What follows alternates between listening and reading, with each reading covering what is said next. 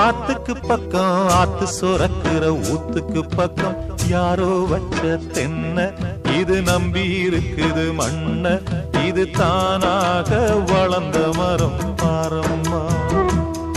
ஒரு தாயாரு தந்தை யாரு கூறம்மா.